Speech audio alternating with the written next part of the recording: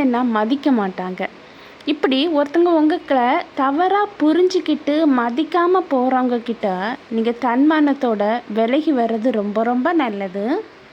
ஒன்றே ஒன்று புரிஞ்சுக்கிக்க, ஆணாக இருந்தாலும் சரி பெண்ணாக இருந்தாலும் சரி, ஒரு உறவை நிலையாக எப்போவுமே நம்ம கூட இருக்கணும் அப்படிங்கிறத தக்க வச்சுக்கணும் அப்படின்னு சொல்லி அதில் முயற்சி பண்ணணுங்க.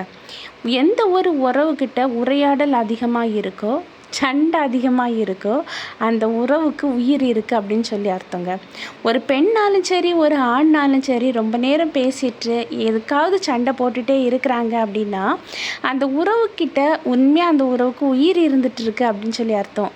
அதே உறவு மனக்காயப்பட்டு என்னதான் சொல்லி பிரயோஜனமே இல்லை, புரிஞ்சிக்கவே மாட்டாங்கிறாங்க அப்படின்னு சொல்லி மனசளவில் ஒரு வெறுப்பு வந்த உடனே அது முதல்ல எதில் தெரியும், ரொம்ப நல்லா உறவாடிட்டு இருந்தவங்க, ரொம்ப எதுக்கெடுத்தாலும் சண்டை போட்டுட்டு இருந்தவங்க திடீர்னு சைலண்ட் ஆகுவாங்க, அமைதியாகுவாங்க.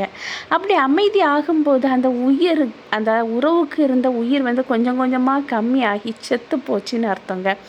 யாராவது ஒருத்தங்க உங்ககிட்ட அளவுக்கு அதிகமாக பேசுகிறாங்களா, இதே மாதிரி நீங்கள் ஏதாவது ஒரு சின்ன தப்பு செய்தால் வேற உங்களால் பொறுத்துக்க முடியாமல் சண்டைக்கு வராங்களா, அவங்க உண்மையாகவே உங்கள் மேலே உயிரே வச்சுருக்காங்கங்க. அந்த உறவு உயிரோடு தான் இருக்குது.